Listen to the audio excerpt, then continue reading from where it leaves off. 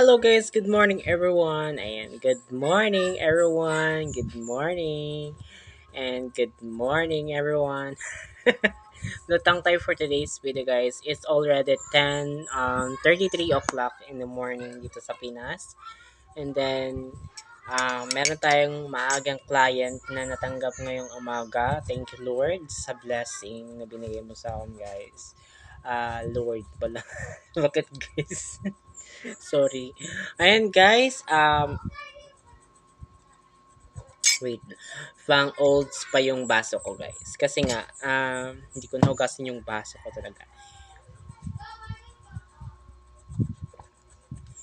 At ayan nga guys, wala na nga yung filters dito sa kay live, sa kay Facebook. And also pwede na natin ibanggit yung apps na Facebook dito kay TikTok dahil meron ng verified account si Facebook dito sa kay TikTok. 'Di ba? Verified agad siya, guys. And then meron din si TikTok na access kay Meta World sa Facebook. 'Di ba? Unfortunately, siguro nabili na yung TikTok ni Meta World. Kasi meron siyang access. Binigyan ako kahapon ng access. And ayan, ang daming ganap sa kay TikTok ngayon guys. And then, dapat tayo maging ghost. Bakit kailangan maging ghost? Hindi. Kailangan nating alagaan ang ating face. Ayan, dahil wala nang filters si Meta.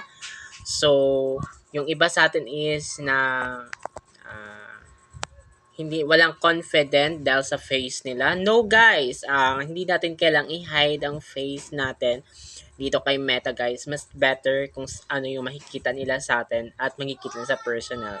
Kaya ang may ipapayo ko guys sa inyo guys, sa mga lalaki is kailangan nyo pong gumamit ng ating niacinamide whitening soap, yung CB niacinamide na pang lalaki. Ayan.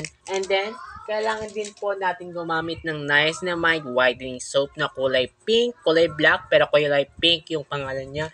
Wala kasi akong plastic dito, naubos na ko kasi naubos na ko ng stock ng niacinamide whitening soap na yan. Ayan guys ha. Kaya habang may time pa po, mag-glow up na tayo. Alagaan ang ating skin para maganda ang skin, mag-niacinamide whitening soap. Hindi Dermalin ha. Niacinamide. Sabon lang po ang kailangan natin para maging flawless ulit tayo.